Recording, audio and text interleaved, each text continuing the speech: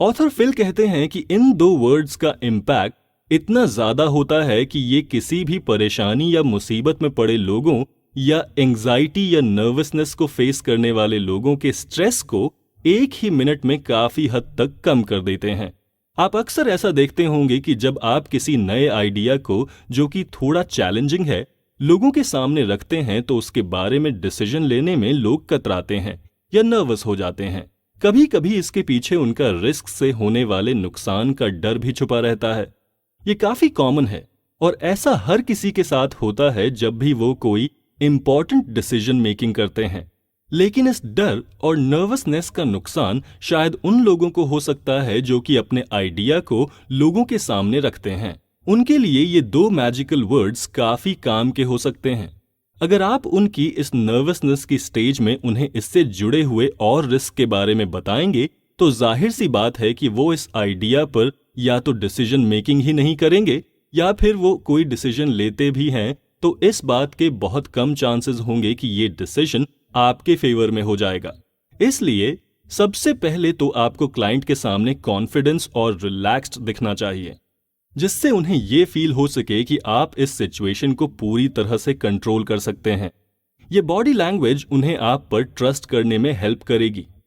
उसके बाद उसी कॉन्फिडेंस और ईज के साथ आप उन्हें कह सकते हैं डोंट वरी।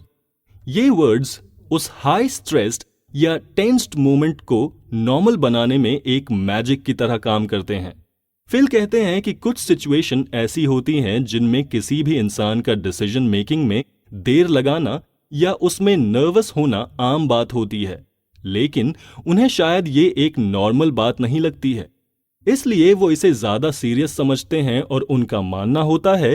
कि सिर्फ वो ही इस डिसीजन को लेने में ज्यादा सोच रहे हैं। ऐसे में आप उन्हें भरोसा दिलाते हुए कह सकते हैं डोंट वरी, इस सिचुएशन में आपका नर्वस होना बिल्कुल नॉर्मल बात है। आप उन्हें कह सकते हैं डोंट वरी, आपका परेशान होना बिल्कुल नेचुरल है, लेकिन इसी परेशानी को दूर करने के लिए मैं यहां बैठा हूं। आप बेफिक्र होकर सारी परेशानी मुझसे डिस्कस कर सकते हैं और मैं पूरी कोशिश करूंगा कि वो सभी मुश्किलें आपके सामने से हट जाएं ताकि आप आसानी से अपना डिसीजन ले सकें। आप उन्हें खुद की जर्नी का एग्जाम्पल देते हुए भी भरोसा दिला सकते हैं, जैसे कि आप उनसे कह सकते हैं कि डोंट वरी, आपकी तरह मैं भी काफी परेशान हुआ था जब मैंने पहली बार इस आइडिया के बारे में सोचा था, लेकिन आप देख सकते हैं कि आज मैं कहां पहुंच गया हूं। फिल कहते हैं कि ये दो वर्ड्स इतने ज्यादा पावरफुल हैं कि इनको भरोसे से बोलने के कुछ समय बाद ही ये सामने वाले की ओपिनियन को बदलने की कैपेसिटी रखते हैं। आज के टाइम में ट्रस्ट एक काफी वैल्यूएबल चीज है जिसे कोई भी आसानी से गेन नहीं कर सकता है, लेकिन जब आप खुद का एग्जाम्पल देते हुए लोगों से डोंट वरी कहते हैं तो उन्हें आप पर भरोसा होता है, क्योंकि वो उस आइडिया का एक बहुत पॉजिटिव आउटकम उसी समय अपने सामने देख सकते हैं। ये दो मैजिकल वर्ड्स आपके पर्सनल रिलेशंस या बॉन्डिंग को भी काफी स्ट्रांग बनाने की पावर रखते हैं। जब आप पूरे भरोसे के साथ सामने वाले को डोंट वरी कहते हैं तो उन्हें फील होता है कि अगर आगे चलकर वो किसी मुश्किल में पड़े भी तो उन्हें सेव करने के लिए वहां पर जरूर कोई ना कोई मौजूद रहेगा। फिल बताते हैं कि आज तक जितनी भी अप्रोच का यूज उन्होंने अपने बिजनेस करियर में किया है, उनमें से सबसे ज्यादा इफेक्टिव अप्रोच इन 5 या 7 वर्ड्स के ग्रुप्स की रही है। उनका मानना है कि लोगों के अंदर दूसरों के बारे में जानकर या देखकर एक अलग तरह का कॉन्फिडेंस आता है और उन आइडियाज को फॉलो करने के लिए अपने माइंड को मेकअप कर लेते हैं जिन्हें पहले कुछ लोग फॉलो कर चुके हैं। एक एग्जाम्पल से आप इसे बेहतर तरीके से समझ सकते हैं। आपने देखा होगा कि कई बार बहुत सारे बच्चे एक पूल या झरने के सामने खड़े होते हैं और वो उसमें कूदकर एंजॉय करना चाहते हैं, लेकिन सबसे पहले आगे कदम कौन बढ़ाए? सब इसी इंतजार में रहते हैं। तभी उनमें से एक बच्चा आगे बढ़कर छलांग लगाता है और जब वो बिना किसी चोट के पानी को अपने हाथों से हटाकर हंसता हुआ बाहर निकलता है तो वो ऊपर खड़े बाकी बच्चों को एक पॉजिटिव होप देता है कि इस जंप में कोई खतरा नहीं है और जंप लगाने के बाद वो काफी एंजॉय भी कर रहा है। फिर उसके पीछे खड़े सारे बच्चे एक एक करके उसकी बात सच मानते हुए उस पूल में जंप कर लेते हैं।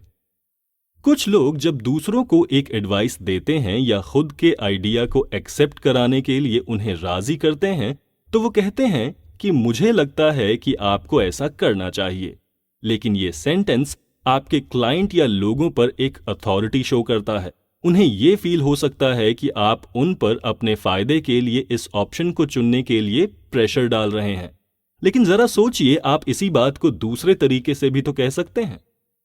जिसमें उन्हें किसी भी तरह का प्रेशर फील नहीं हो और आपके मन के अकॉर्डिंग वो आपके बताए हुए आइडिया को चुन भी लें। फिल कहते हैं, जैसे कि आपको बच्चों के सीन में बताया गया कि वो दूसरों के एक्शन को कॉपी करने में भरोसा दिखाते हैं, ठीक वैसे ही बड़े लोगों के अंदर भी ये क्वालिटी पाई जाती है। आपको बस उन्हें ये भरोसा दिलाना होता है कि जो आइडिया वो चुनने जा रहे हैं या जिस बारे में वो डिसीजन मेकिंग करने जा रहे हैं, उसे बहुत सारे लोग पहले ही ट्राई कर चुके हैं और उन लोगों को किसी भी तरह के नुकसान का सामना नहीं करना पड़ा है। आप देखेंगे कि जो लोग पहले आपके आइडिया को रिजेक्ट करने का पूरा मूड बना चुके थे, अब दूसरे लोगों के ओपिनियन को जानकर वो इस आइडिया में अपना इंटरेस्ट शो कर रहे हैं। जब आप लोगों से कहते हैं कि बहुत सारे लोग ऐसा कर चुके हैं, तो उनका सबकॉन्शियस माइंड उन्हें इंडिकेट करता है कि उन्हें भी उन सारे लोगों में शामिल होना चाहिए और ये आइडिया पूरी तरह से भरोसा करने लायक है। एक एग्जाम्पल के तौर पर, अगर आप अपने रेस्टोरेंट में किसी कस्टमर की बुकिंग फाइनल कर रहे हैं, तो आप उन्हें कह सकते हैं कि बहुत से लोग ऐसा करते हैं कि वो यहीं मेरे सामने फॉर्म फिल कर देते हैं और उसके बाद उन्हें एक वेलकम पैक मिल जाता है और तब आप उनकी बुकिंग को फाइनल कंसिडर करते हैं। दूसरे सीन में, अगर आप किसी कंपनी के प्रोडक्ट्स को सेल करने का काम करते हैं, तो आप अपने कंज्यूमर से कह सकते हैं कि बहुत से लोग पहले छोटे ऑर्डर प्लेस करते हैं और उन चीजों को डेली रूटीन में यूज करते हैं और फिर जब उनका इन प्रोडक्ट पर पूरा भरोसा हो जाता है, तब वो किसी बड़े प्रोडक्ट को ऑर्डर करने के बारे में प्लान करते हैं। अगर आप किसी पॉलिसी को सेल करने के लिए क्लाइंट को अग्री कराना चाहते हैं, तो आप उन्हें बता सकते हैं कि बहुत सारे लोगों ने उनके ही एरिया में इस अपॉर्चुनिटी को खुले हाथों से एक्सेप्ट किया है और वो मानते हैं कि इसमें